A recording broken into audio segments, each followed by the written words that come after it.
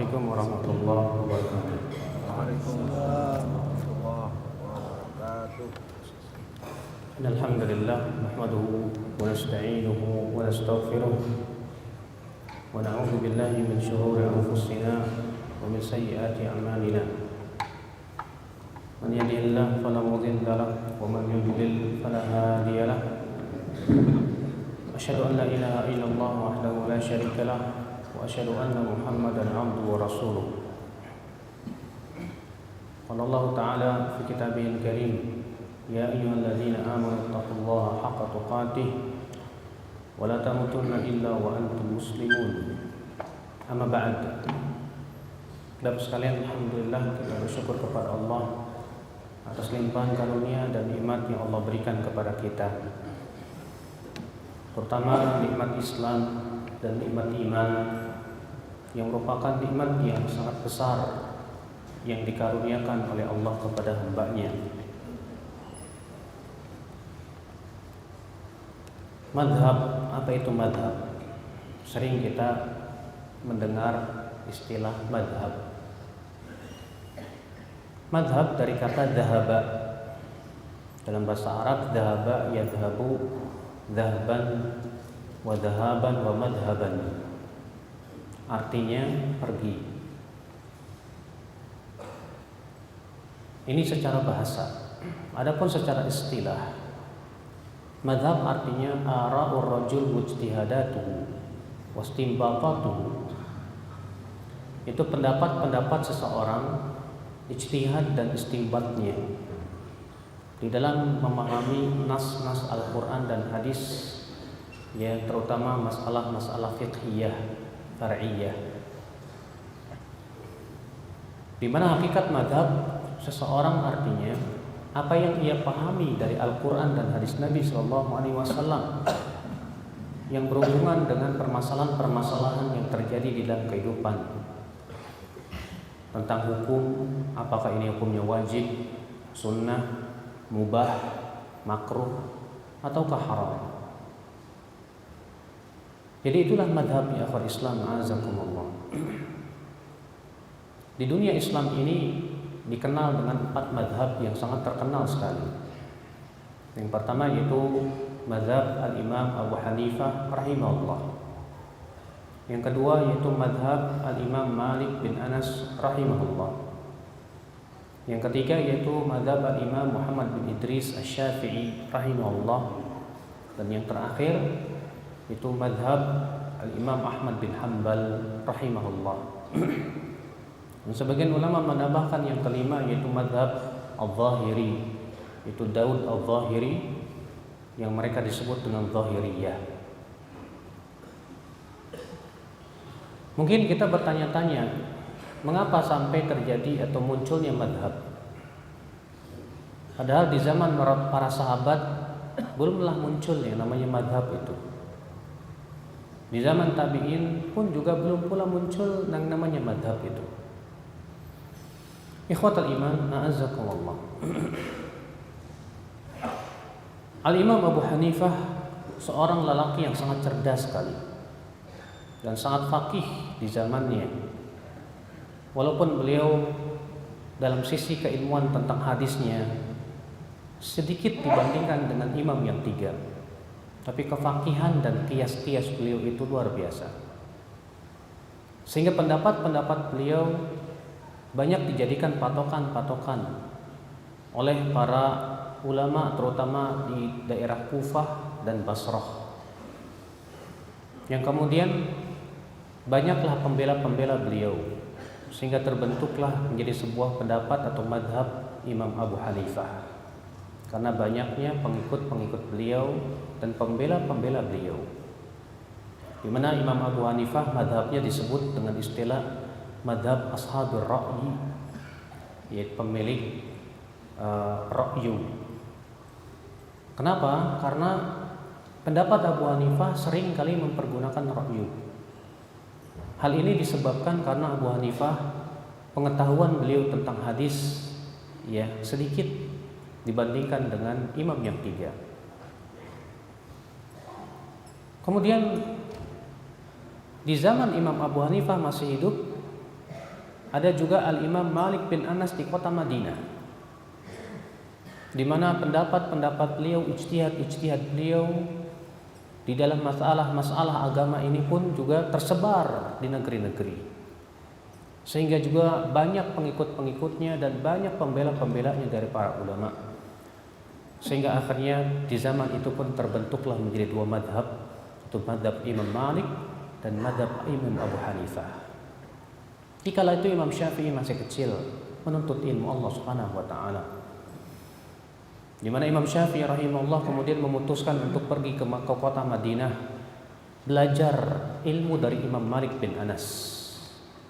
Namun Imam Malik beliau memberikan syarat siapa saja yang boleh duduk di majelisnya, yaitu dia harus hafal dulu kitab beliau yang bernama Al-Muwatta.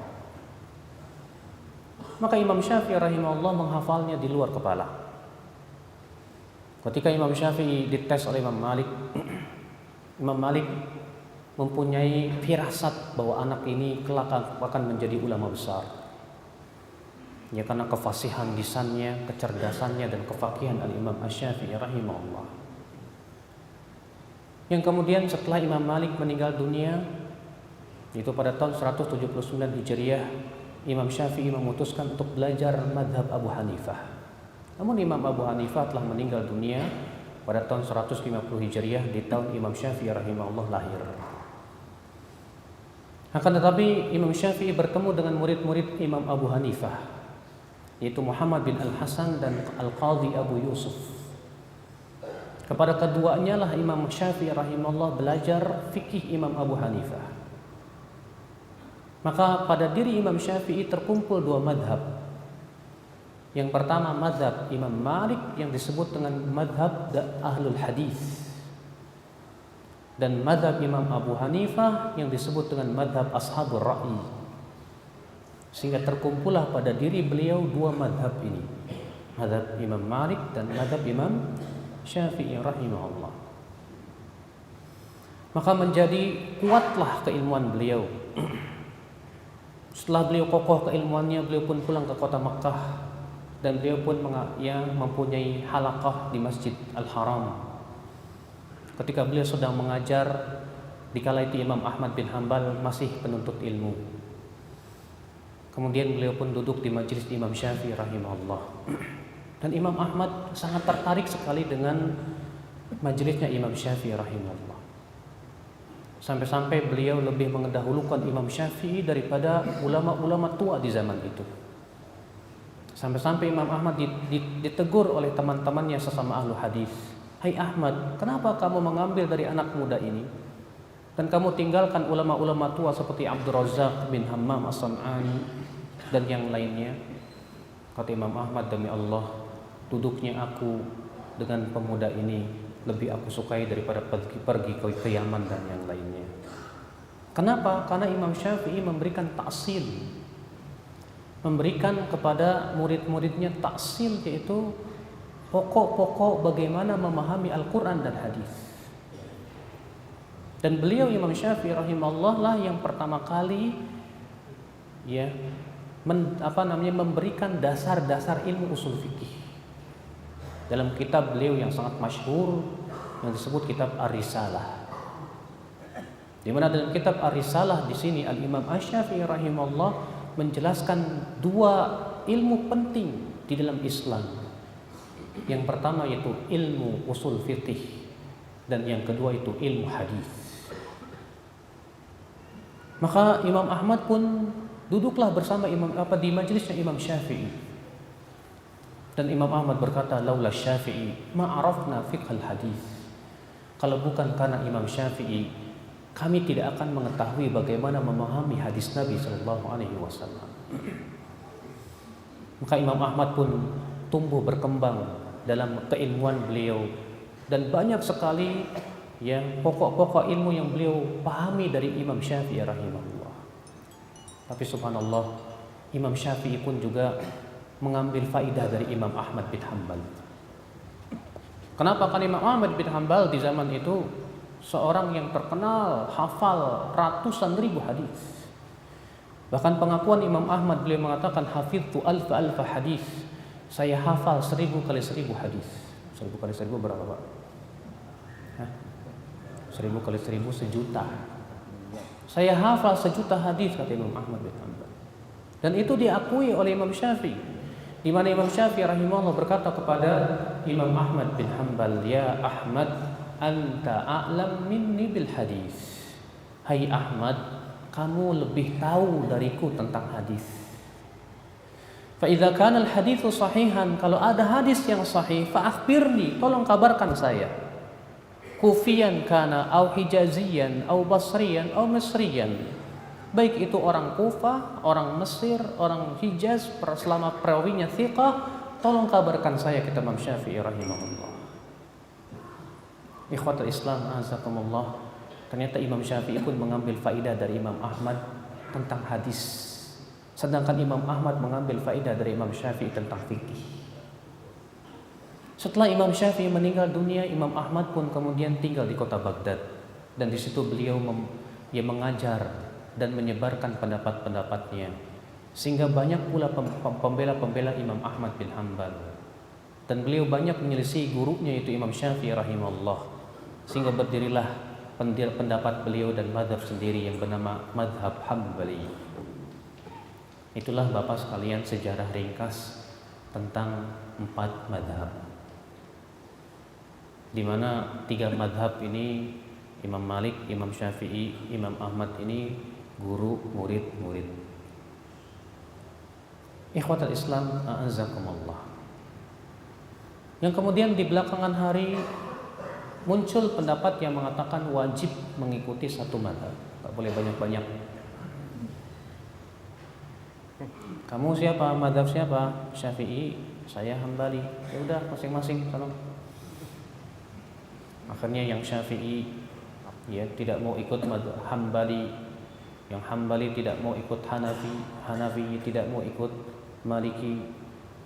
Bahkan 2 madhab yang kayak anjing dan kucing itu madhab Syafi'i dan Hanafi, di mana dalam kitab-kitab mereka bahkan Hanafi bencinya minta ampun kepada madhab Syafi'i, sampai-sampai mereka mengatakan apabila lelaki Hanafi menikah dengan wanita Syafi'i maka pernikahannya batal. Sampai demikian ya kebencian mazhab Hanafi kepada mazhab Syafi'i. Sampai-sampai mereka membuat suatu hadis di mana disebutkan dalam hadis itu, katanya sayati 'alan nasi zamanun fihi Muhammad bin Idris wa adharru min iblis. Akan datang suatu zaman nanti, katanya, orang yang bernama Muhammad bin Idris, dia lebih berbahaya daripada iblis. Sampai bencinya ya dan fanatiknya mereka terhadap mazhab.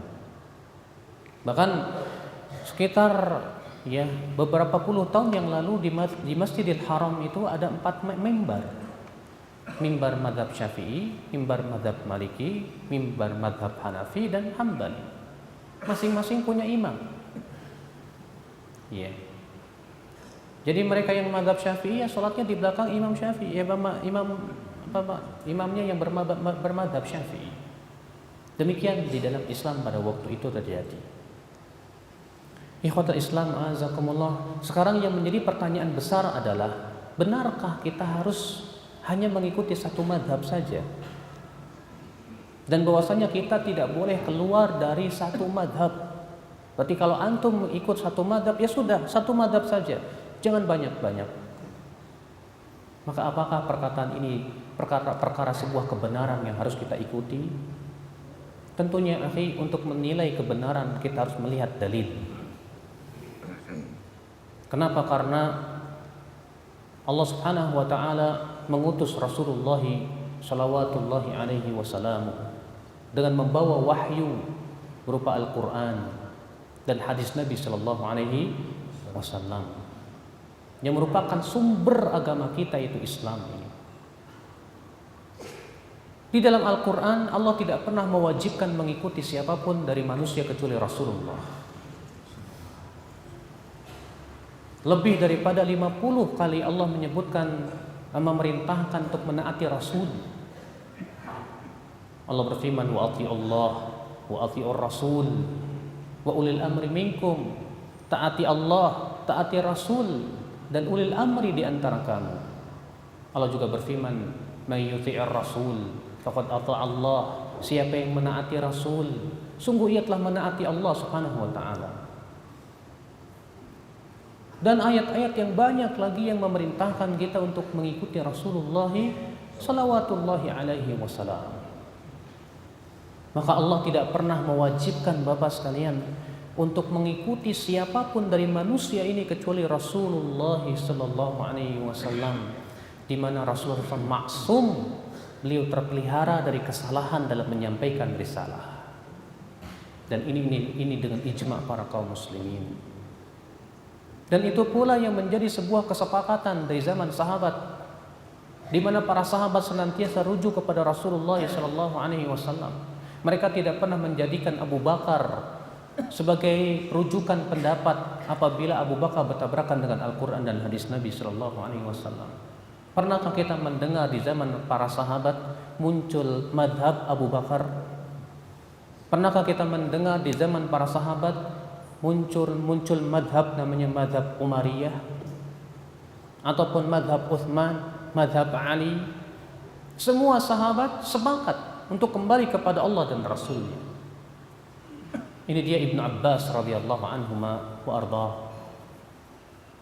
Ketika beliau sedang menyampaikan di majelis taklimnya tentang masalah yang berhubungan dengan haji tamattu,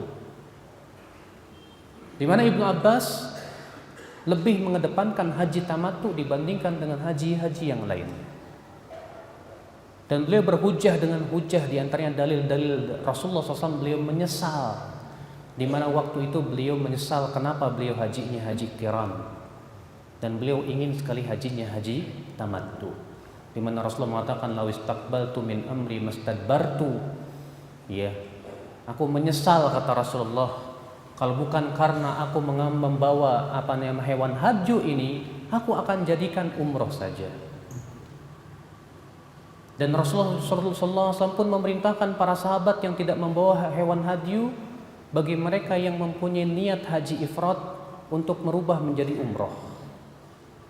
Dan itu perintah dari Rasulullah SAW. Kemudian tiba-tiba salah satu jamaah yang ada di majlisnya Imam Ibnu Abbas, ya, ada yang berkata, "Wahai Ibnu Abbas, akan tetapi Abu Bakar dan Umar lebih memilih dan lebih mengutamakan haji ifrad." Apa kata Ibnu Abbas? "Yushik an tanzila alaikum hijaratun minas sama, aqulu lakum qala Rasulullah wa taquluna qala Abu Bakrin wa Umar."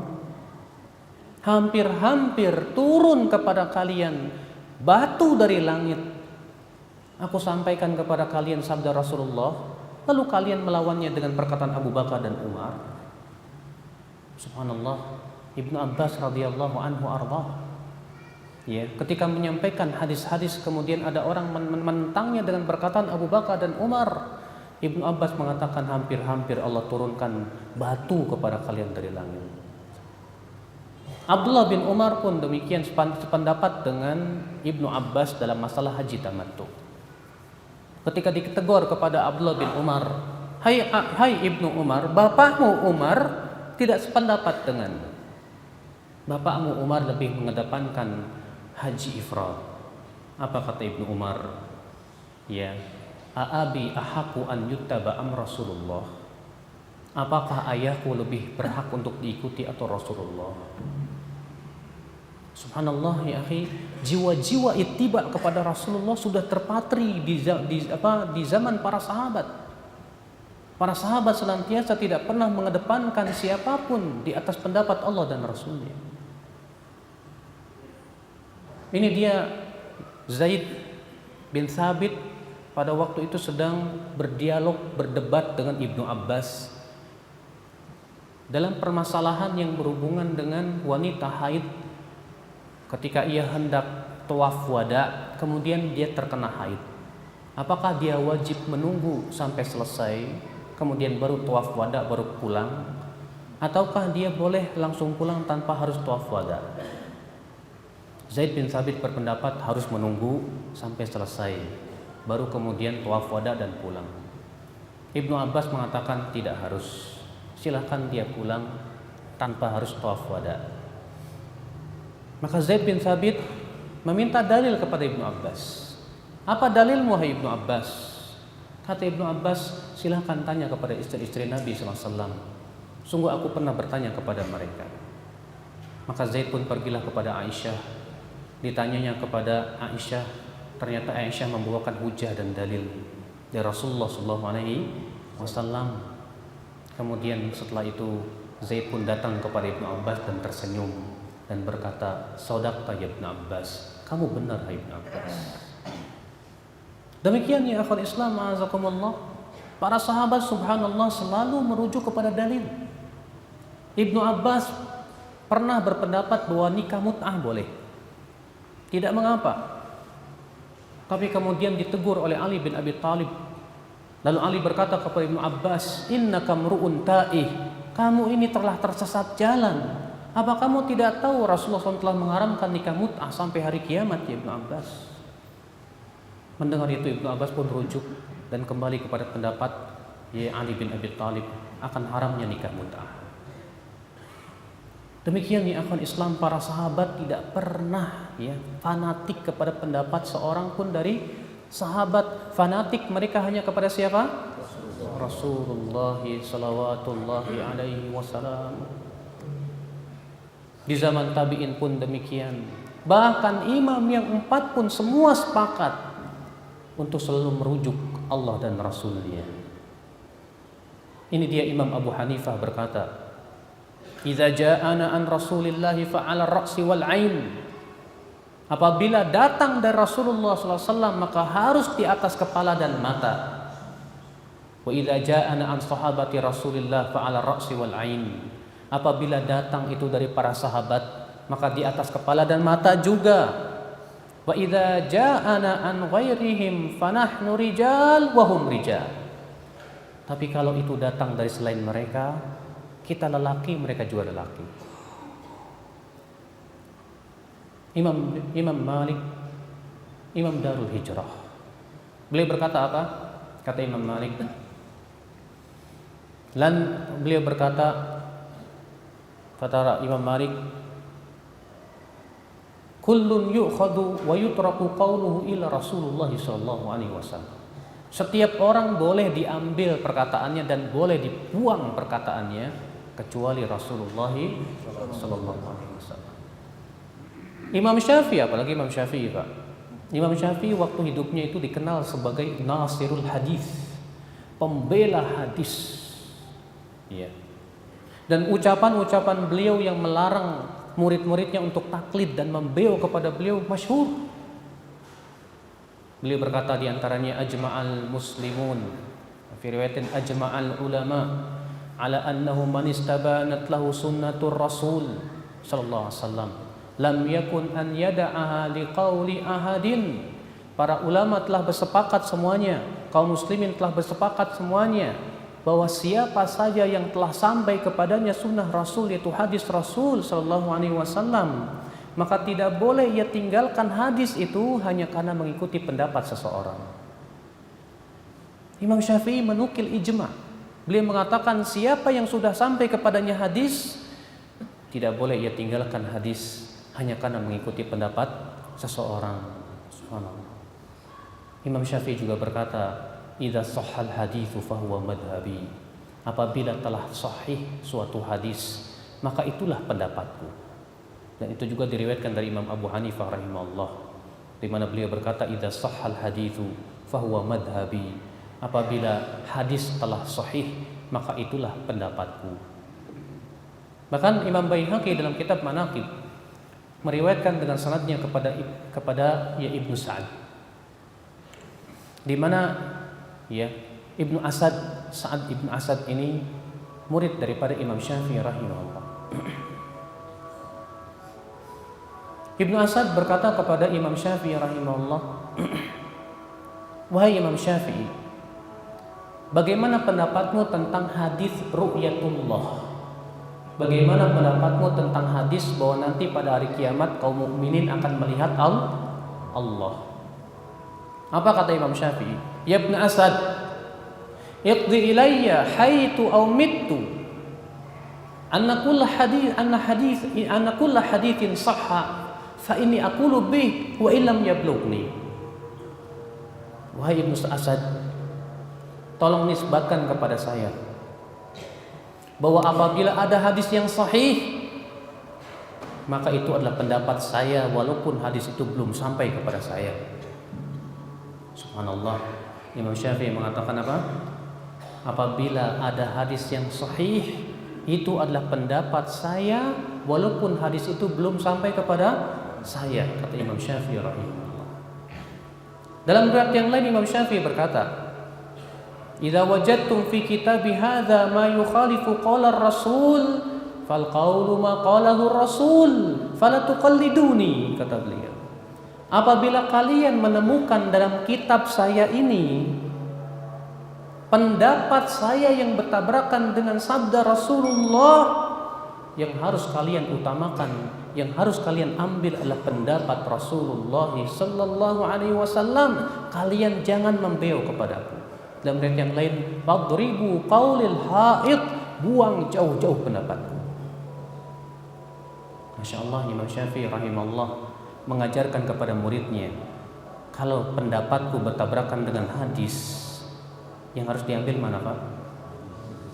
Ambil hadis, kata Imam Syafi'i. Buang jauh-jauh pendapatku, kata Imam Syafi'i rahimahullah. Bahkan suatu ketika Imam Syafi'i di majelis taklimnya, beliau membawakan dalil tentang masalah diyat al-aqilah.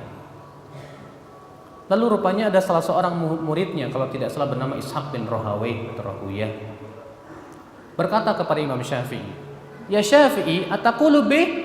Apakah engkau berpendapat dengan hadis tersebut?" Maka Imam Syafi'i marah sekali, Pak. Sampai-sampai beliau berkata, "Atarani ala alayya zunnar? Atarani annani akhruj min kanisah?"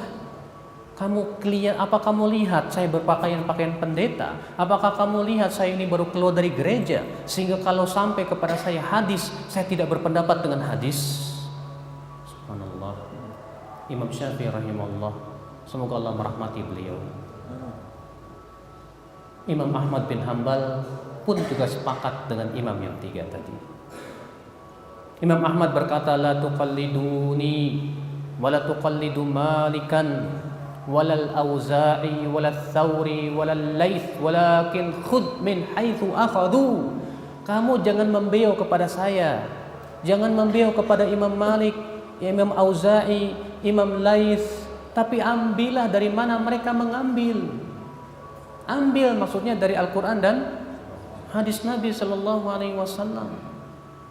Ini ucapan imam yang empat, Pak, semua sepakat bahwasanya kita tidak boleh menjadikan seorang pun selain Rasulullah SAW sebagai sumber rujukan kita. Sumber rujukan kita hanya Allah dan Rasulnya Shallallahu Alaihi Wasallam. Ingat Pak, saya berbicara ini tentang masalah yang berhubungan wajibkah mengikuti satu madhab. Sekarang mungkin ada yang bertanya kepada saya, tapi buktinya banyak ulama yang menisbatkan diri kepada salah satu madhab. Imam Nawawi Asy-Syafi'i, Imam Al-Hafidh Ibnu Hajar Asy-Syafi'i, Al-Imam Ibnu Abdul Bar Al-Maliki. Ya. Demikian pula para ulama lain menisbatkan diri kepada satu madhab. Imam At-Tahawi Al-Hanafi. Bagaimana itu, Pak? Dijawab oleh para ulama, mereka menisbatkan diri kepada madhab karena mereka lebih condong kepada dan merojihkan usul pokok-pokok madhab tertentu. Imam Al-Hafidh Ibnu Hajar misalnya, beliau lebih banyak merojihkan usul pokok-pokok madhab Imam Syafi'i dibandingkan dengan madhab yang lainnya, sehingga akhirnya beliau pun dinisbatkan kepada madhab Syafi'i. Imam Nawawi rahimahullah juga demikian. Tapi Pak, yang perlu kita garis bawahi di sini, ternyata para ulama-ulama yang menisbatkan diri kepada madhab tertentu itu sering kali juga menyelisihi pendapat madhabnya sendiri. Kalau antum baca kitab Syarah Al-Muhadzab Imam Nawawi rahimahullah dalam fikih mazhab Syafi'i, beliau sering Pak menyelisih mazhab Syafi'i, di antaranya dalam masalah makan daging unta. Beliau tidak setuju dengan mazhabnya sendiri karena adanya dalil yang beliau pandang kuat tentang wajibnya berwudu dari makan daging unta. Imam Abdul Khattab Al-Khattabi Abu Sulaiman, beliau di zamannya terkenal sebagai ulama mazhab Syafi'i, tapi beliau menyelisihi mazhabnya sendiri dalam 119 permasalahan karena beliau melihat adanya dalil yang lebih kuat.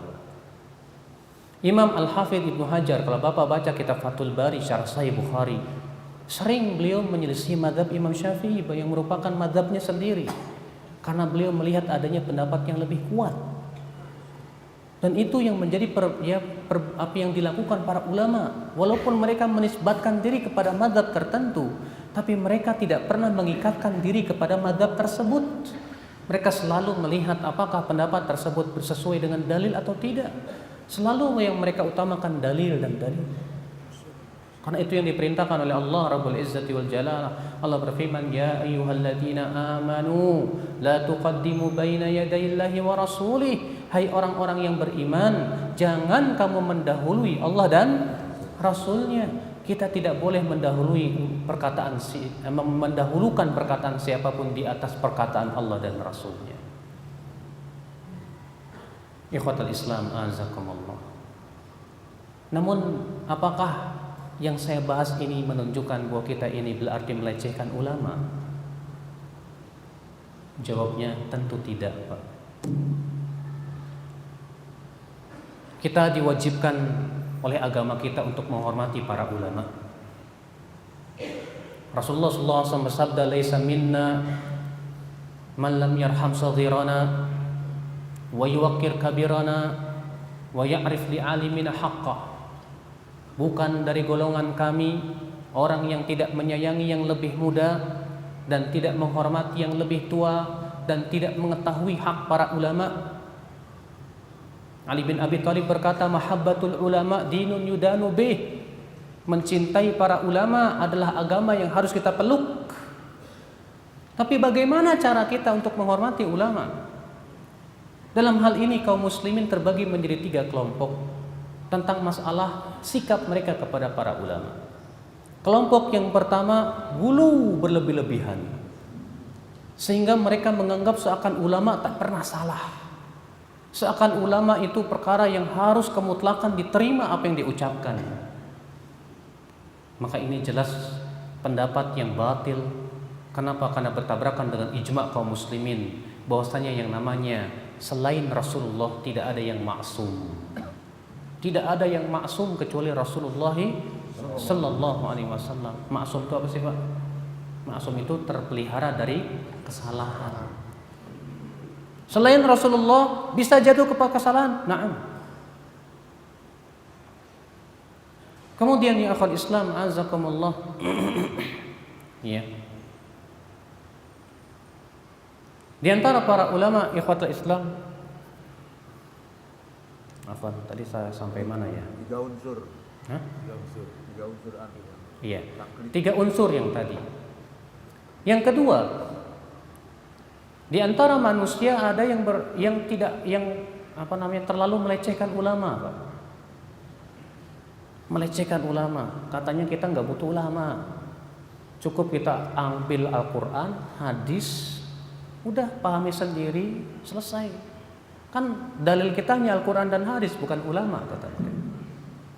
Kita katakan ini pun juga sebuah kesalahan. Kenapa? Karena untuk memahami Al-Qur'an dan hadis butuh ilmu alat, Pak.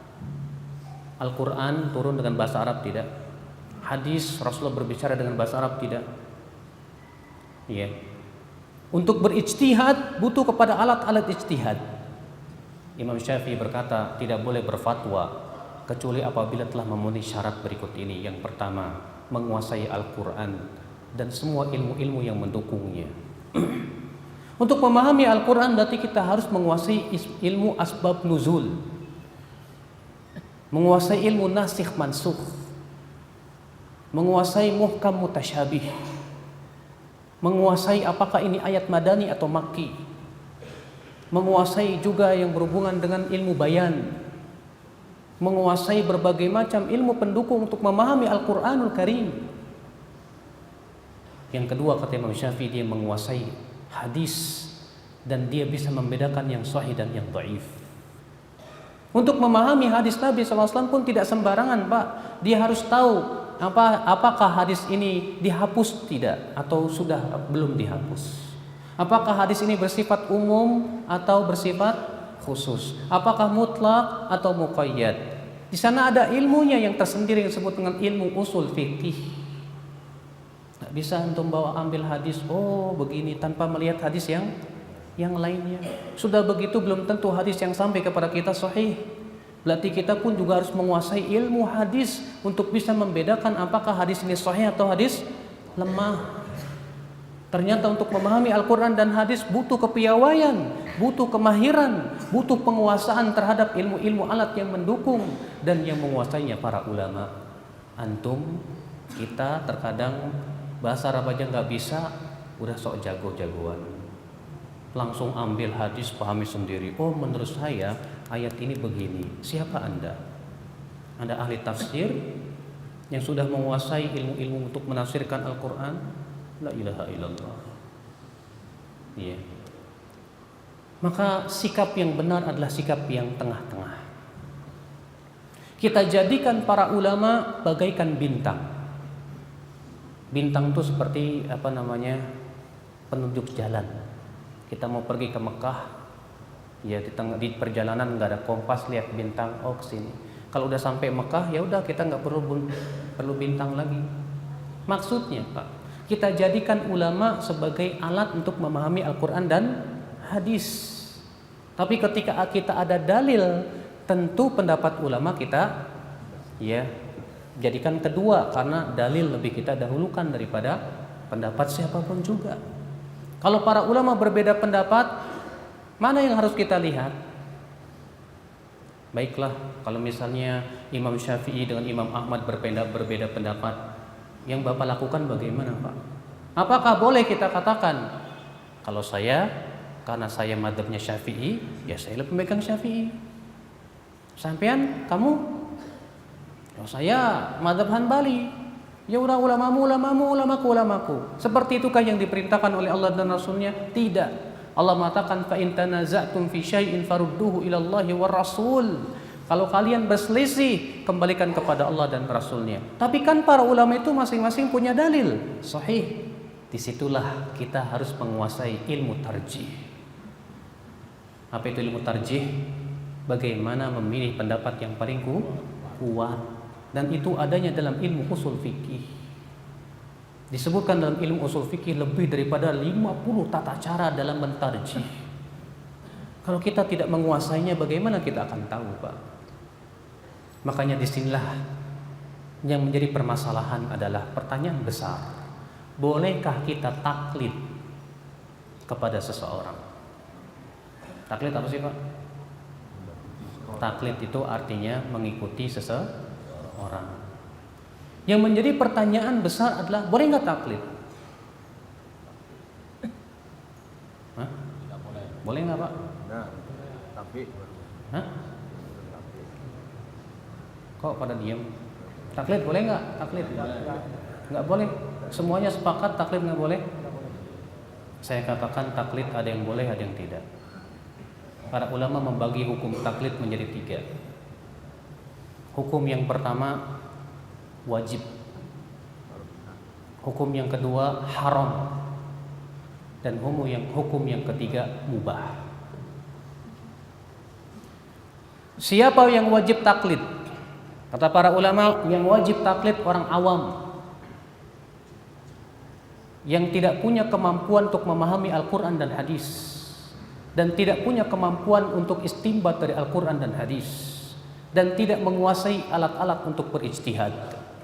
Kewajiban mereka ikut saja. Sebagaimana firman Allah, fas'alu ahla dzikri in kuntum la ta'lamun. Tanya kepada ahlinya jika kamu tidak tahu. Kewajiban Bapak ikut.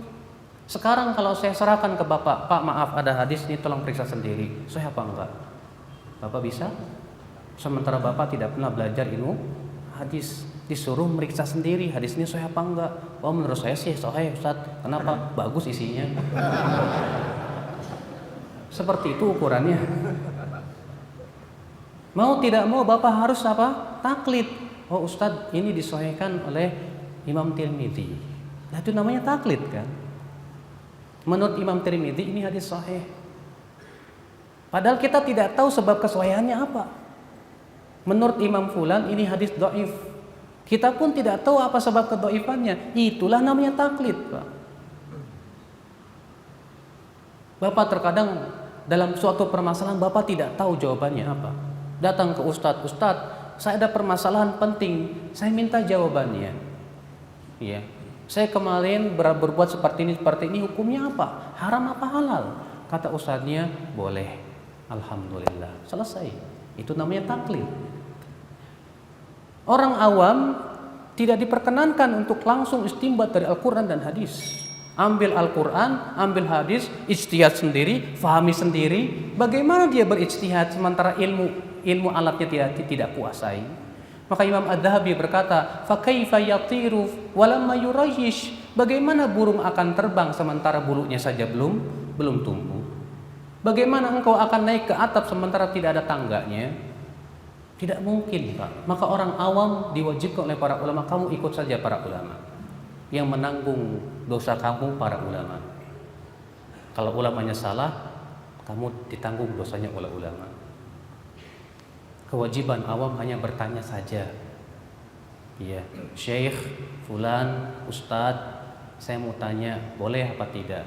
Ustadz yang ngomong boleh. Ternyata ustadznya berkata tanpa ilmu. Dia yang nanggung dosanya. Makanya Pak, ya, jadi ustadz tuh nggak enak. Karena dia harus berani menanggung dosa orang yang banyak gitu. Kalau dia berkata tanpa ilmu, yang menguasai, yang mengikuti 1000 orang, ya 1000 dosa dia ambil gitu. La ilaha illallah. Ini taklid yang wajib. Kapan taklid itu haram? Taklid haram apabila telah sampai kepada dia dalil. Bapak misalnya berpendapat dengan pendapat Ustadz Fulan, tapi ternyata sampai kepada Bapak dalil yang lebih kuat dan hujah yang lebih kuat daripada apa yang dipegang oleh Ustadz Bapak. Maka kewajiban Bapak adalah meninggalkan pendapat dia dan mengikuti dalil. Dan di saat itu kalau Bapak berkata enggak, saya lebih taklid sama dia, haram hukumnya. Karena Allah berfirman, wa idza qila lahum ittabi'u ma anzalallah qalu bal nattabi'u ma alfaina alaihi aba'ana, dalam surat Al-Baqarah. Apabila dikatakan kepada mereka ikuti apa yang Allah turunkan, mereka berkata kami lebih mengikuti apa yang kami temukan dari nenek moyang kami. Masalahnya telah sampai kepada mereka hujah, tapi ternyata mereka lebih mengikuti adat istiadat nenek moyang. Maka Allah mengatakan awalau kana aba'uhum la ya'qiluna syai'an wa la yahtadun. Apakah walaupun nenek-nenek moyang kalian itu tidak berakal dan tidak mendapatkan hidayah, tetap kalian ikuti juga, kata Allah. Allah mengecam mereka-mereka yang sudah sampai kepadanya hujah tapi tetap taklid kepada siapa? Ya, ulamanya, dedengkotnya dan yang lainnya. Demikian pula kita orang awam, kewajiban kita tanya kepada ulama. Tapi kalau datang kepada kita hujah yang lebih kuat dan dalil yang jelas dan sharih yang bertabrakan dengan pendapat ulama tersebut, kita harus mengikuti yang lebih kuat dalil dan hujahnya. Bukan kemudian menggunakan jurus taklid, tidak bisa. Apalagi kalau sudah nyata-nyata pendapat yang kita ikuti itu jelas salah, maka kita wajib meninggalkan pendapat itu dan mengikuti pendapat yang berdasarkan hujah tersebut, Bapak sekalian. Ikhwatul Islam, azakumullah. Sekarang menjadi permasalahan, Pak, yang pernah saya bahas di sini. Yaitu kalau terjadi perselisihan ulama, sikap kita bagaimana? Apakah kira-kira kita ini ngambil yang enak-enak aja? Wah, pendapat ulama satu yang mengatakan boleh, mengatakan haram. Yang haram berat, yang boleh aja lah saya sanggah. Iya. Naam, sebagian ulama ada yang berpendapat seperti itu. Boleh ambil yang paling mudah. Karena Allah berfirman, yuridullahu bikumul yusra. Allah menginginkan untuk kalian kemudahan. Namun pendapat ini saya pandang pendapat lemah. Kenapa? Karena ada ayat khusus yang menyebutkan tentang perselisihan. Karena ayat yang mengatakan Allah menginginkan kemudahan itu berhubungan dengan masalah rukhsah, bukan berhubungan dengan masalah perselisihan. Adapun dalam masalah perselisihan, Allah berfirman dalam surat An-Nisa ayat 59, "Fa in tanaza'tum fi syai'in farudduhu ila Allahi war Rasul." Jika kalian berselisih, kembalikan kepada Allah dan Rasulnya. Kembalikan berarti kita harus melihat, Ustadz pendapatnya Ustadz apa sih begini? Mohon saya pengen tahu dalilnya Ustadz. Ustadz pun membawakan dalilnya begini. Tapi antum merasa belum puas, nanya lagi ke ustadz yang lain. Ternyata pendapatnya beda lagi. Dia pun juga mengemukakan hujah-hujahnya juga. Setelah antum melihat kok kayaknya saya lebih condong pada pendapat ini, hujahnya lebih kuat, silakan ambil yang lebih menenteramkan hatimu. Ya. Walaupun orang awam yang tidak paham, tapi tetap pastilah Pak, ada ketika kita mendengar hujah-hujah yang disampaikan, kita lebih tentram kepada hujah yang ini. Sebagaimana disebutkan dalam hadis Nabi SAW, bahwa datang seorang sahabat yang bernama Nawas bin Sam'an bertanya kepada Rasulullah. Lalu Rasulullah sabda, ya jita tas'alu anil bir, kamu datang ke sini untuk bertanya tentang kebaikan kan? Betul hai Rasulullah. Kata Rasulullah, istafti qalbak, coba kamu minta fatwa kepada hatimu. Fa innal bir matma'annat ilahin nafs watma'anna ilahil qalb. Karena kebaikan itu tandanya hatimu tentram, jiwamu juga tenang. Wal ithmu ma haqa fi sadr wa taraddada fil qalb wa in aftakan nas wa aftauk. Sedangkan dosa itu tandanya hatimu menjadi gelisah karenanya. Maka pada waktu itu diperkenankan Bapak dan Ibu-ibu sekalian, ikhwatal Islam. Nah sekarang pertanyaannya lagi, kalau terjadi perselisihan para ulama, sikap kita bagaimana? Apakah saling mengingkari? Ketahuilah Pak, bahwasannya tidak setiap pendapat ulama bisa kita hormati dan tidak setiap pendapat ulama bisa kita ingkari. Kata para ulama, perselisihan para ulama ada dua macam. Macam pertama, perselisihan yang kita harus saling toleransi, saling menghormati. Kita hormati dia. Kapan? Kalau memang masing-masing punya dalil yang sahih dan tata cara pemahamannya pun sesuai dengan kaidah-kaidah syariat. Ini saya pernah bahas di sini Pak, sekitar berapa tahun yang lalu saya lupa, 2 tahun mungkin yang lalu.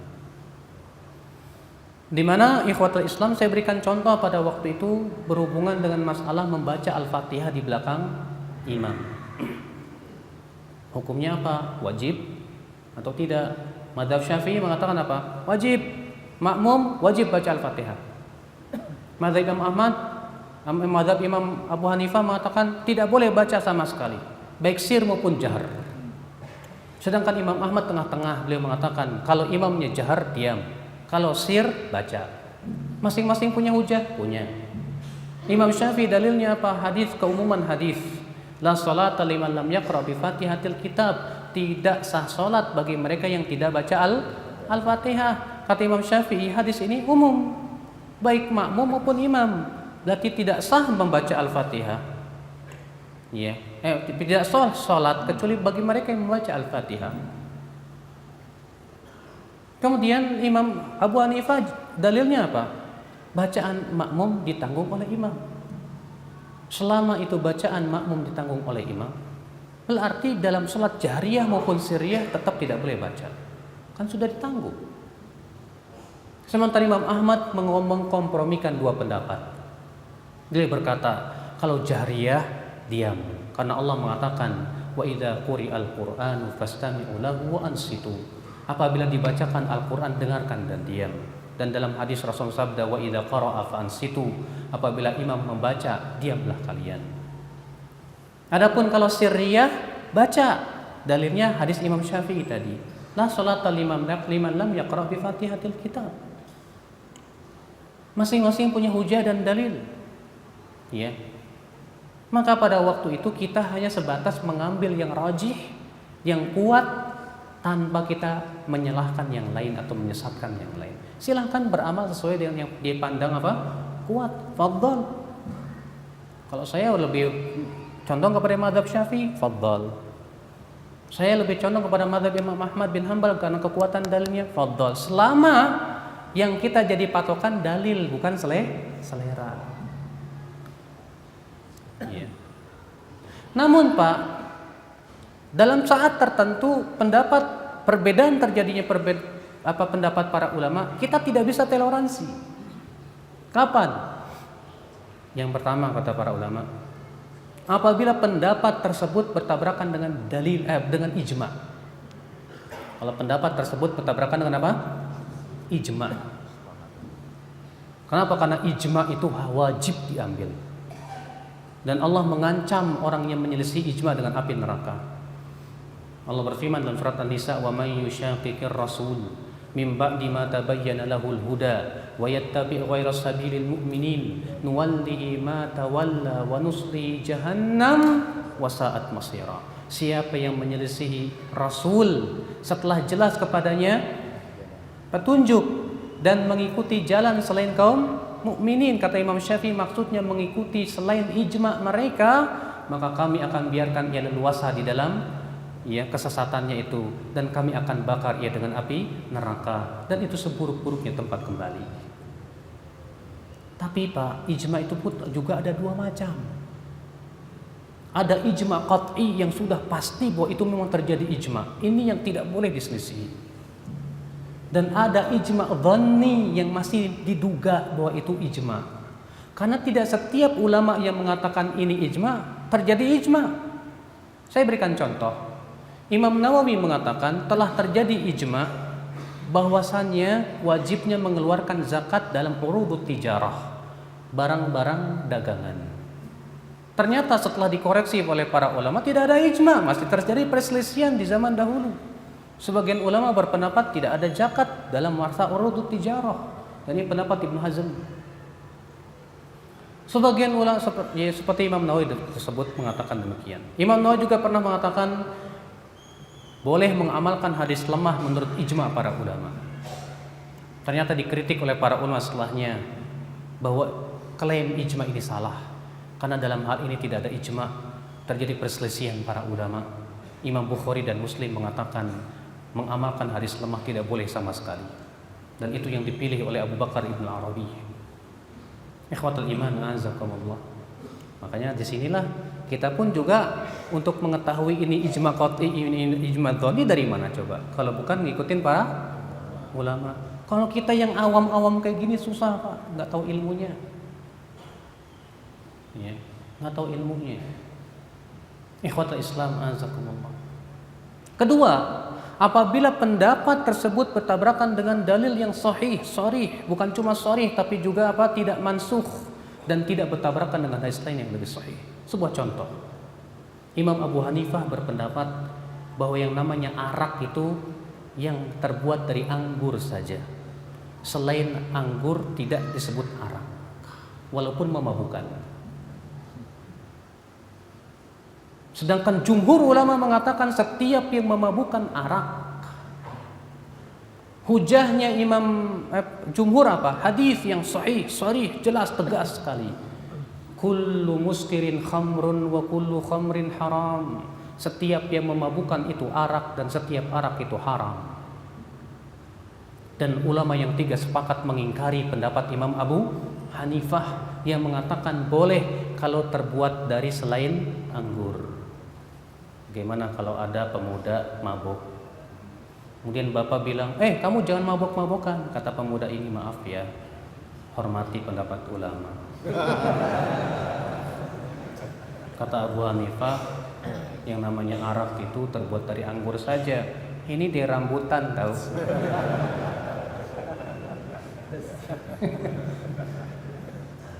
Kita katakan subhanallah, Imam Abu Hanifah telah salah dalam masalah ini. Karena bertabrakan dengan dalil yang sahih, jelas gamblang sudah, di mana Rasulullah mengatakan setiap yang memabukkan itu haram. Makanya saya merasa heran dengan orang yang mengatakan kita hormati pendapat setiap ulama. Maaf, yang seperti apa yang harus kita hormati? Kalau seperti hal seperti ini yang jelas-jelas bertabrakan dengan dalil, bukannya kita tidak menghormati Abu Hanifah, tapi kita tidak setuju dengan pendapat beliau. Adapun Imam Abu Hanifah mungkin saja dia dapat pahala 1. Karena Rasulullah mengatakan apabila hakim berijtihad kemudian salah, dia dapat 1 pahala. Tapi antum yang ngikutinnya dan antum tahu itu salah, dosa buat antum. Ikhwatal iman, azakumullah. Demikian pula setiap pendapat kata para ulama yang hanya sebatas berdasarkan hawa nafsu dan tidak berdasarkan hujah dan dalil. Maka disinilah ya akal Islam, kita harus mendudukan perselisihan para ulama itu. Kita pun juga harus dewasa dalam menghadapi perselisihan para ulama. Ya, harus bisa membedakan dan memilah mana yang bisa kita ingkari dan mana yang tidak boleh kita ingkari. Pun juga dalam mengingkarinya pun kita harus mempunyai adab dan adab. Ya. Sebuah permasalahan yang ada di negeri kita dalam masalah-masalah yang seperti perselisihan itu ternyata keras sekali. Masalah kunut subuh. Memang ya, kunut subuh terjadi perselisihan para ulama. Apakah itu disyariatkan atau tidak? Kunut subuh, ya, Imam Syafi'i berpendapat sunnah. Sementara imam yang 3 berpendapat tidak. Apa sih yang menjadi perselisihan mereka? Sebabnya kenapa, Pak? Gara-gara seorang perawi hadis. Di mana Imam Syafi'i berhujjah dengan hadis lam yazal Rasulullah SAW yaqnutu fi salatil fajri hatta faraqad dunya. Senantiasa Rasulullah SAW kunut subuh sampai meninggal dunia. Imam Syafi'i mensahihkan hadis itu karena di dalam sanadnya ada seorang perawi yang bernama Abu Ja'far Ar-Razi, namanya Isa bin Mahan. Ini menjadi perselisihan para ulama jarh wa ta'dil, apakah dia seorang perawi yang dipercaya atau tidak. Menurut Imam Yahya bin Ma'in, Ali ibn al-Madini, gurunya Imam Bukhari, demikian pula Al-Fallas, mereka mengatakan dia thiqah. Dan Imam Syafi'i termasuknya menthiqahkannya. Sedangkan Abu Zur'ah, Imam Ahmad, Imam Bukhari dan banyak ulama lain mendhaifkan dari sisi hafalannya. Dan itu yang dirajihkan oleh Ibnu Hajar dan Imam Ad-Dhahabi. Di mana Ibnu Hajar mengatakan Abu Ja'far Ar-Razi saduqun sayyi'ul hifdz. Dia saduq tapi buruk hafalannya sehingga lemah. Dasar inilah yang menjadi perselisihan para ulama sebabnya. Masing-masing melihat kepada yang ia pandang kuat. Walaupun tentunya kita harus dudukan sesuai dengan kaidah-kaidah syariah dalam masalah ilmu jarh wa ta'dil, ada kaidah-kaidahnya tertentunya yang harus kita pahami dan kuasai. Namun saya tidak setuju dengan pendapat yang mengatakan, kamu yang kunut subuh kamu ahli bid'ah. Jangan. Ya, karena ini masalah ijtihad.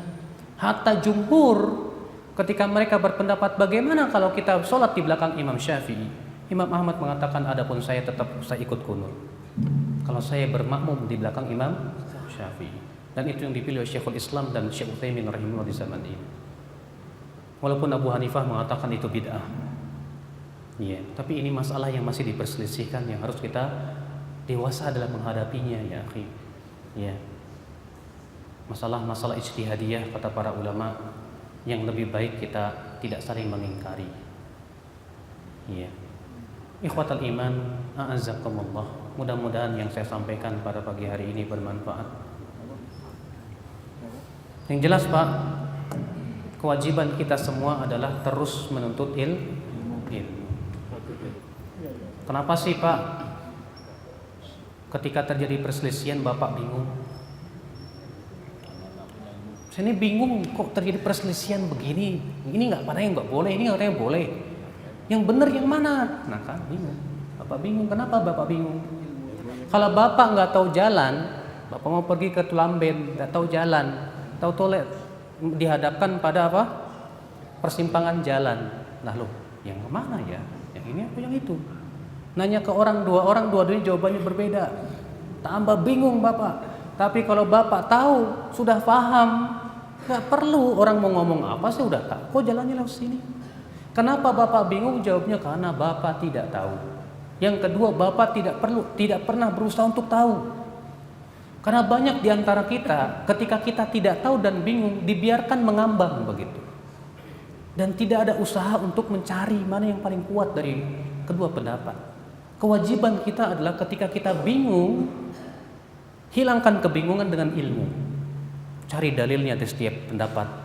Itu yang harus kita kuasai. Adapun kemudian ketika kita bingung kita nggak menuntut ilmu, sudah gitu mencetuskan ide. Udahlah, jangan merasa benar sendiri. Saya katakan, Pak, ini ide konyol.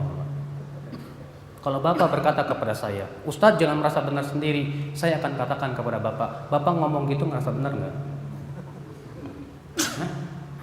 Bapak ngomong gitu ngerasa benar nggak? Oh iya, merasa benar kan? Ya sudah, merasa benar tuh fitrah manusia, Pak. Fir'aun saja ngerasa benar kok. Allah berfirman dalam surat apa? Ghafir. Qala fir'aunu ma urikum illa ma ara wa ma ahdikum illa sabilar rasyad. Berkata Fir'aun, aku tidak memandang untuk kalian kecuali yang aku pandang baik. Dan aku tidak membimbing kalian kecuali kepada jalan kebenaran. Yang ngomong siapa? Fir'aun merasa dirinya sesat nggak, Pak? Tidak ada. Maka kalau orang berkata, kamu jangan merasa paling benar sendiri, saya katakan di dunia tidak ada yang mengatakan merasa paling sesat sendiri.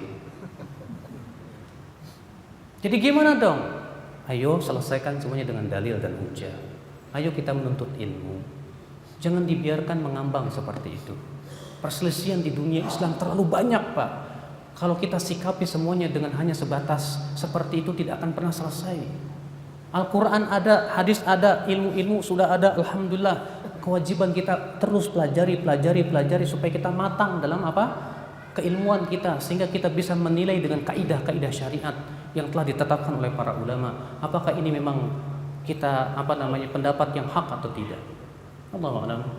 Mudah-mudahan apa yang saya sampaikan bermanfaat. Mohon maaf bila ada kata-kata yang tak berkenan di hati. Dan kita buka tanya jawab.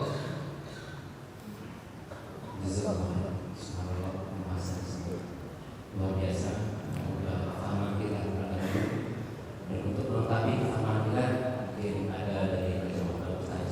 Kami berkasih kepada saya. Assalamualaikum warahmatullahi wabarakatuh. Waalaikumsalam warahmatullahi wabarakatuh. Nah, ini masalah penyunggal, saya salah satu yang berada. Masalah tadi Ustaz, tidak dalam kapasitas ini. Apa hukumnya baca Al-Quran untuk mengikuti nyampe atau tidak, dan dalil-dalil yang sore yang mengikutinya Ustaz. Terima kasih. Assalamualaikum warahmatullahi wabarakatuh. Ini terjadi perselisihan para ulama. Apakah bacaan Al-Quran untuk mayat sampai atau tidak?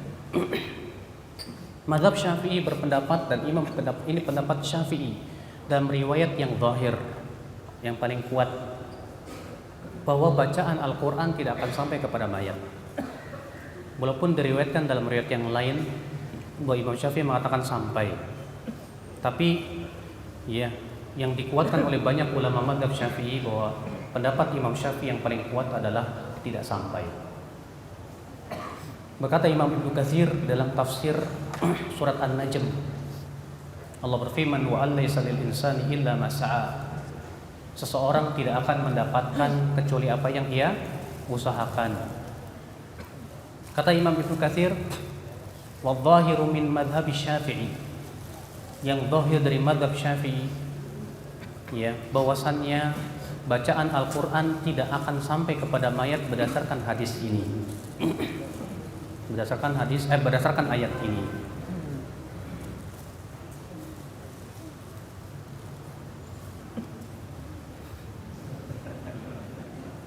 Silakan disibukkan makan dulu.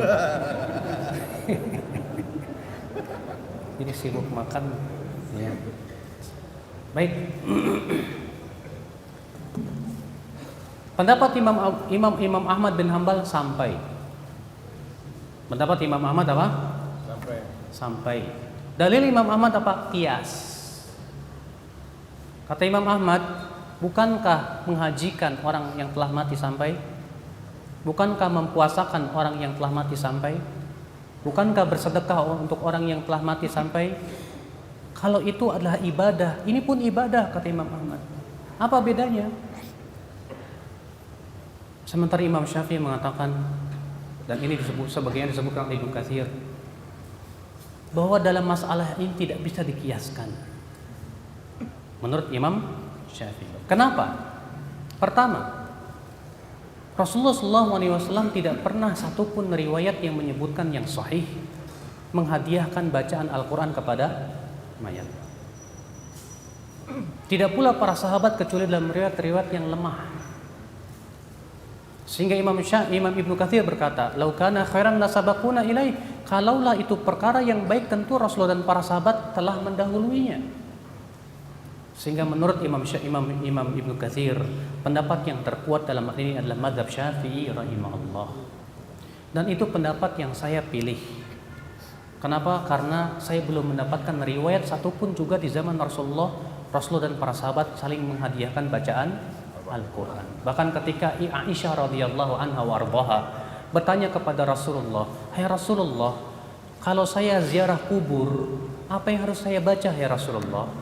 Kata Rasulullah, "Bacalah Assalamualaikum ahlad diyar minal muslimina wal mu'minin wa inna insyaallah bikum lahiqun nas'alullaha lana wa lakumul afiyah." Ternyata Rasulullah tidak mengajarkan apa-apa kepada Aisyah kecuali itu. Dan Rasulullah sering kali ziarah kubur, tapi tidak pernah dinukil kepada kita beliau menghadiahkan bacaan Al-Quran kepada mayat. Padahal Rasulullah orang yang paling sayang kepada umatnya, sangat sayang. Ya. Demikian pula tidak ada satupun riwayat dari para sahabat Rasulullah SAW. Saya lebih condong kepada madhab Imam Syafi'i. Tapi saya tidak berani untuk mengatakan yang melaksanakannya sebagai ahli bid'ah, nggak berani saya. Karena ini masalah koridor perselisihan para ulama. Kewajiban kita adalah untuk memilih mana yang paling kuat dari pendapat para ulama. Allahu a'lam.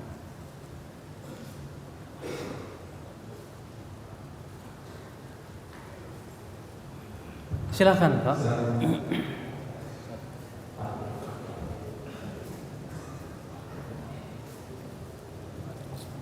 Assalamualaikum warahmatullahi wabarakatuh. Waalaikumsalam warahmatullahi wabarakatuh. Maaf Ustaz, di dalam akhir-akhir ini kita disajikan sebuah fenomena yang kurang enak bagi kita sebagai orang Islam. Satu permasalahan yang sangat mendasar adalah situs-situs Islam ditutup. Dan itu dikebiakuiah Ustaz. Dikebiakuiah itu maksudnya disamaratakan. Saya lihat ada keterangan dari BNPT itu menjelaskan masalah perbedaan. Itu disambut pautkan dengan radikalisme. Dan ini kan sangat sedih kita. Kebenaran Islam disampaikan kalau berselisih dengan apa yang disampaikan dianut oleh tradisional, itu akan menjadi permasalahan. Pertanyaan saya, kok yang lain tidak ditutup? Artinya membuat ulah itu tidak ditutup. Artinya yang membuat Islam itu menjadi kebiri kok tidak ditutup. Itu aja Ustaz. Terima kasih penjelasannya. Terima kasih. Assalamualaikum warahmatullahi wabarakatuh. Ini kayaknya di luar tema saya, Pak. Kalau di luar tema terus luas, jadi akhirnya Panjang. ini terlalu panjang menurut saya ya. Masalah yang berhubungan hal seperti itu adalah pertama, kita sebagai penuntut ilmu ya tetap menuntut ilmu walaupun tidak ada situs. Saya katakan walaupun tidak ada internet, kita tetap menuntut ilmu. Karena yang sangat dianjurkan itu kita duduk di majelis ta'lim, Pak, dan mengambil ilmu itu dari mulut ke mulut. Dahulu para sahabat duduk di majelis Rasulullah. Dahulu para tabi'in duduk di majelis para sahabat. Mereka duduk. Iya. Masalah urusan BNPT itu bukan kapasitas saya untuk berbicara. Siapalah saya. Namun kewajiban kita adalah untuk semakin rajin hadir di majelis taklim. Banyak orang gara-gara internet, udahlah cukup di internet aja, nonton di internet, tapi nggak mau duduk di majelis taklim. Nggak bagus, Pak. Yang paling bagus itu duduk di majelis taklim. mudah-mudahan ini semakin memotivasi kita untuk semakin rajin ke majlis taklim. Ya tidak? Iya. Karena itu yang lebih sesuai yang diajarkan oleh Rasulullah SAW untuk duduk di majelis ta'lim. Kata Rasulullah, wa majtama'a qaumun fi baitin min buyutillahi ta'ala yatluna kitaballah wa yatadarasunahu bainahum illa nazalat alaihimus sakinah wa ghasyiyatuhumur rahmah wa haffathumul malaika wa dzakarahumullahu fi man indah. Tidaklah suatu kaum berkumpul di suatu masjid dari masjid-masjid Allah, mereka membaca Al-Quran dan saling mempelajarinya, kecuali akan turun kepada mereka apa? Sakinah. Akan dilingkupi oleh rahmat, akan dikelilingi oleh malaikat, dan Allah akan sebutkan nama mereka di hadapan malaikat-malaikatnya. Luar biasa keutamaan yang besar untuk duduk di majelis taklim. Majelis taklim ini yang harus kita dahulukan, Pak. Iya. Maka dari itulah itu jawaban saya tentang masalah yang seperti itu. Allah. Silakan. Saya mau tanya. Assalamualaikum warahmatullahi wabarakatuh. Assalamualaikum warahmatullahi Kalau kita berbicara masalah ayat yang berbunyi wala taziru waziratun wizra. Kemudian ada orang yang membadalkan dengan orang tua. Kenapa, Pak? Membadalkan dengan orang tua. Membadalkan haji, iya. Jadi kaitannya anak kandung itu adalah produksi daripada orang tua itu. Jika anak itu menjadi alim, kemudian dia menjadi orang yang sampai, apakah itu bisa diterima? Atau setiap orang bisa mendapatkan orang yang Enggak jelas sih. jadi anak yang lahir adalah di-create oleh orang tuanya sehingga menjadi orang yang baik. Ketika orang tuanya meninggal belum melakukan haji, pada haji itu dilakukan oleh anaknya, apakah itu diterima oleh Allah? Ataukah sembarang orang bisa melakukan haji? Baik. Itu aja. Assalamualaikum warahmatullahi wabarakatuh. Assalamualaikum warahmatullahi wabarakatuh. Hadis-hadis yang menyebutkan tentang badal haji, rata-rata yang bertanya kepada Rasulullah ada anak. Datang anak ke Rasulullah dan berkata, ya Rasulullah, inna ummi matat wa nadarat an tahujj afa ahujju anha. Hai Rasulullah, ibuku bernadar haji tapi keburu meninggal sebelum haji, apakah saya harus menghajikannya? Kata Rasulullah, ara'aiti law kanat ala ummiki dain. Bagaimana pendapatmu kalau ibumu punya hutang? Akunti qadiyatah, apakah kamu wajib membayarkan hutangnya? Wajib, ya Rasulullah. Demikian pula hutang Allah lebih berhak untuk kamu bayarkan. Dan menurut yang lain ada seorang laki-laki wanita datang kepada Rasul dan berkata, ya Rasulullah, inna abi qad asbah syaikhan kabiran. Ayahku sudah tua. Waqad adrakatul faridatul hajj, dan sudah terkena kewajiban haji. Sementara ia untuk duduk di atas kendaraan saja tidak kuat. Afa ahujju an, bolehkah aku menghajikannya ya Rasulullah? Kata Rasulullah, na'am hujja'an, ya hajikan. Yang jadi perselisihan adalah, bolehkah kalau yang menghajikan itu orang lain selain anaknya? Ini pernah jadi perselisihan juga para ulama. Kalau Imam Ahmad mengatakan boleh menghajikan, ya kalau yang menghajikan itu anak-anaknya. Bahkan dalam satu riwayat Imam Ahmad bahwa itu pun khusus kalau ayahnya nadar. Kalau nggak nadar nggak boleh. Sebagian mengatakan boleh siapapun menghajikan dia, berdasarkan riwayat Tirmidzi bahwa Rasulullah SAW pernah mendengar seorang laki-laki berkata, labbaik an syubrumah, labbaik an syubrumah. Lalu ditanya, siapa itu syubrumah? Kata Rasulullah. Orang ini berkata, dia karib kerabat saya. Kata Rasulullah, hajjaj an nafsik, kamu sudah mengajikan dirimu sendiri? Belum.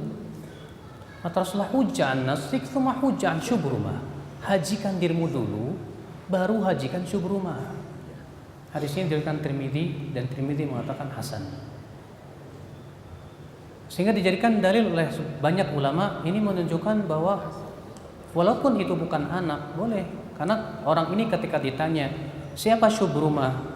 Dia saudaraku, bukan anaknya, saudaraku. Berarti diperbolehkan. Ini pendapat sebagian ulama dalam masalah ini. Bukankah ada ayat wa allaisa lil insani illa ma sa'a? Seseorang tidak akan mendapatkan kecuali apa yang dia usahakan. Bagaimana dia hendak mengambil atau memiliki hasil usaha orang lain? Terjadi perselisihan para ulama dalam memahami ayat ini. Taqiyuddin Al-Harrani berkata, ayat ini hanya meniadakan kepemilikan. Karena Allah mengatakan wa allaisa lil insan illa ma sa'a. Seseorang tidak akan memiliki kecuali apa yang ia usahakan. Di sini lam di sini litamlik kata mereka. Sehingga yang ditiadakan dalam hadis ini adalah kepemilikan saja. Ya. Dan tidak meniadakan mengambil faidah dari amalan orang lain. Maka dari itulah kata beliau, boleh kalau walaupun dia bukan anaknya, boleh untuk menghajikan orang lain.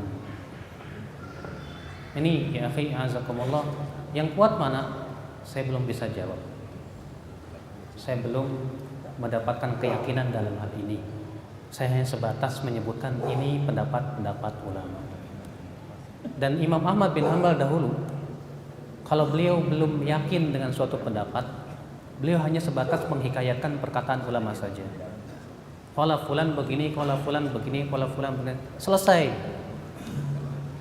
Imam Ahmad tidak menyebutkan yang rajih. Kenapa?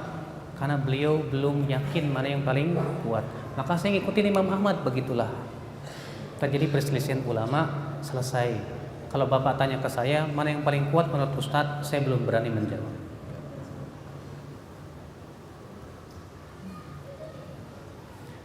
Silakan Pak.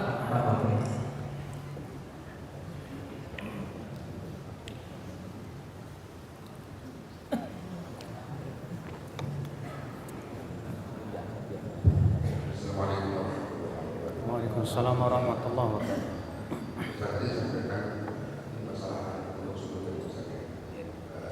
Kalau Imam Syafi'i ya untuk subuh itu sunnah, dan imam yang lain kalau makmum kepada Imam Syafi'i maka barangkali berdalil dengan su'ilan imam di rumah ini berkata baru kami bila akhiri. Su'ilan apa? Ya. Kenapa Pak? Tolong diulangi. Imam yang lain kalau makmum kepada Imam Syafi'i kan sampai juga ikut kunut ya. Ya sebagian ulama begitu. Ya, mungkin mereka berkali dengan su'ilan imam yang utama ini. Tidak kabar kami ya ilahi. Innama ju'ilal imamu liyutamma bih. Betul Pak. Terus sekarang kalau yang tidak ikut kunut jadi imamnya mau makmum apa itu juga ada. Iya. Saya terima kasih Assalamualaikum. Mereka yang tidak mau ikut kunut, hujahnya adalah karena bid'ah, katanya begitu. Dan ini pendapat Imam Abu Hanifah berdasarkan dari riwayat Abu Malik Al-Asja'i, di mana Abu Malik Al-Asja'i bertanya kepada bapaknya, "Hai bapakku, engkau sholat di belakang Rasulullah, Abu Bakar, Umar dan Uthman. Afakanu yaknutuna fi sholatil fajri? Apakah dahulu mereka kunut di sholat fajar?" Kata Abu Malik, "Ai bunayya muhdats." Hai anakku, semua itu diada-adakan. Hadis ini sahih dan itu menjadi pegangan Imam Abu Hanifah untuk mengatakan bahwa kunut subuh bid'ah. Sementara kebanyakan ahli hadis mengatakan tidak sampai kepada derajat bid'ah, sebatas kepada tidak disyariatkan saja. Dan ini pendapat Imam Ahmad, Imam Malik dan banyak dari ahli hadis. Ya. Dan sudah saya katakan ini masih perselisihan para ulama. Mereka yang kunut subuh, yang ikut imam, ya udahlah saya tidak sependapat dengan imam, tapi saya tetap ikut karena ada hadis yang mengatakan innama ju'ilal imamu liyutamma bih. Sesungguhnya imam itu dijadikan untuk diikuti. Ini yang pertama. Yang kedua berdasarkan perbuatan Ibnu Mas'ud. Waktu itu Ibnu Mas'ud mengingkari perbuatan Utsman bin Affan yang waktu itu haji tapi sholatnya tidak mengqashar. Utsman pada waktu itu sholatnya sempurna dan tidak mengqashar. Ibnu Mas'ud mengingkari perbuatan Utsman. Kenapa? Hujah Ibnu Mas'ud bahwa Rasulullah SAW dulu waktu haji saja mengqashar. Kenapa kamu wahai Utsman malah menyempurnakan sholat dan tidak mengqashar? Tapi ternyata apa yang terjadi? Ibnu Mas'ud tetap sholat di belakang di belakang Utsman bin Affan tanpa mengqashar. Ketika ditanya kepada Ibnu Mas'ud, hai Ibnu Mas'ud, engkau ingkari Utsman, tapi engkau tetap sholat di belakang Utsman. Kata Ibnu Mas'ud, al-khilafu syarr. Berselisih dalam permasalahan seperti ini buruk nantinya. Kalau memang ternyata, sehingga sebagian ulama beristimbat lagi, kalau kita tidak ikut qunut subuh malah menimbulkan mudarat besar, lebih baik ikut. Tapi kalau tidak menimbulkan apa-apa, silahkan tidak ikut. Ini pendapat sebagian ulama. Masalah fikih itu bukan masalah mudah, Pak. Jelimet. Banyak kaidah-kaidahnya, syariatnya, ininya. Harus betul-betul paham, kalau enggak susah.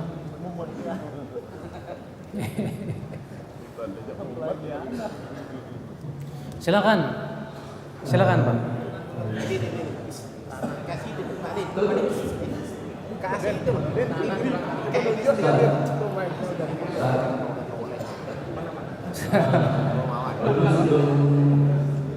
Bawa siniknya itu. Ngaji, saya masih mengamalkan puasa Senin Kamis.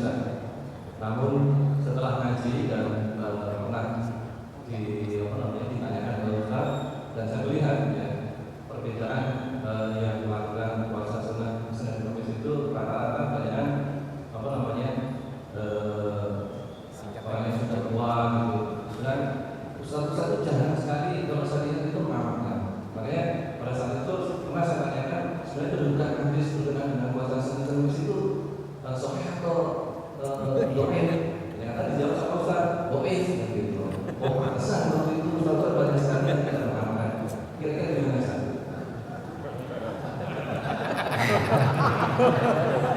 Pertanyaan bagus banget. Dalam kaidah usul fikih, Pak,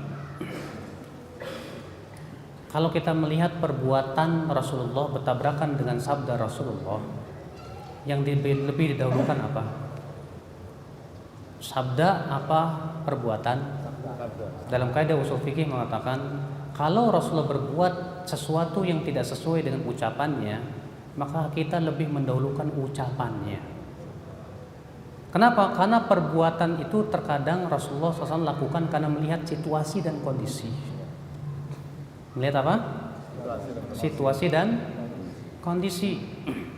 Bisa saja Rasulullah tidak bisa melakukan sabdanya karena beliau ingin memperlihatkan bahwa ini boleh, dan bahwasanya yang beliau ucapkan itu hukumnya sebatas anjuran saja. Bisa terjadi, bisa Pak. Ya. Saya berikan contoh, misalnya Rasulullah bersabda, tidak boleh seorang laki-laki mandi bekas air mandi perempuan, dan tidak boleh wanita pun mandi bekas mandi laki-laki. Tapi dalam riwayat Muslim, Rasulullah mandi bekas mandinya Maimunah. Berarti ini gimana? Rasulullah melakukan sesuatu yang Rasulullah tidak ucapkan. Kata para ulama, untuk menjelaskan boleh. Untuk menjelaskan apa? Boleh, dan bahwasanya larangan itu litanzih saja, makruh saja. Dan itu banyak sekali, sebentar, dan itu sering terjadi seperti itu. Nah, sekarang Bapak ngelihat Ustadz ini kok nggak pernah puasa Senin Kamis. Pertama, kita harus husnudon kepada Ustadz. Kadang Ustadz dihadapkan pada dua keadaan. Antara saya berpuasa akibatnya saya loyo mengajar, atau saya mengajar kuat dan bisa memberikan ilmu, saya tinggalkan yang sunnah. Akhirnya Ustadz itu mengambil lebih baik saya tidak puasa karena mengajarkan ilmu lebih besar manfaatnya. Sebab kalau saya puasa saya loyo, saya tidak bisa berbicara banyak dan bisa maksimal dalam mengajar.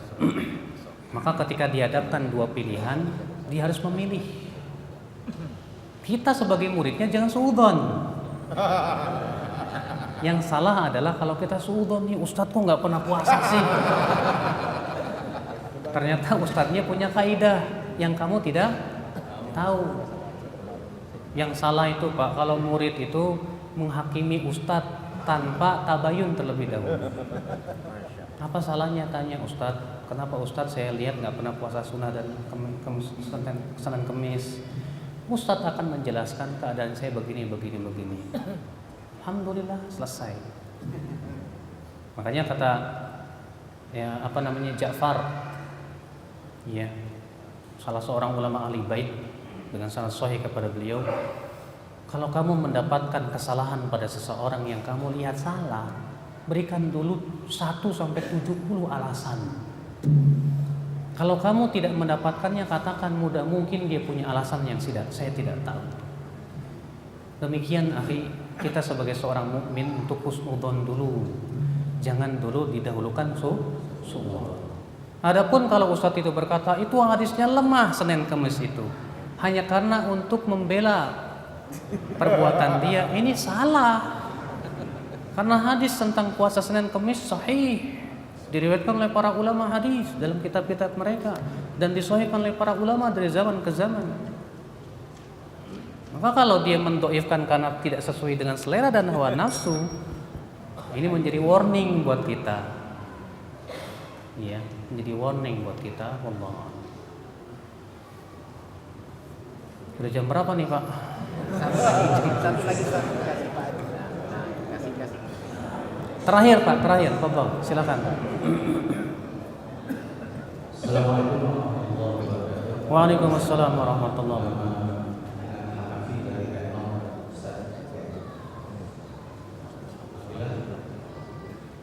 Kita semua di Indonesia memahami kita pun ada mazhab Hanafi dan tahu kalau klaim itu benar masalah. Kalau Ustaz sampaikan, bagaimana kami kita sebagai umat orang awam kita mengikuti satu masjid? Ada yang menggunakan sebagai kunut, ada yang tidak. Ini bagi orang awam sudah permasalahan yang penting. Pak harus ada ketetapan dari ulama. Kalau saya bicara di dalam ini harus ada fatwa dari majelis ulama, sehingga umat ini bisa mendapatkan pedoman dalam melaksanakan ibadah. Pertama.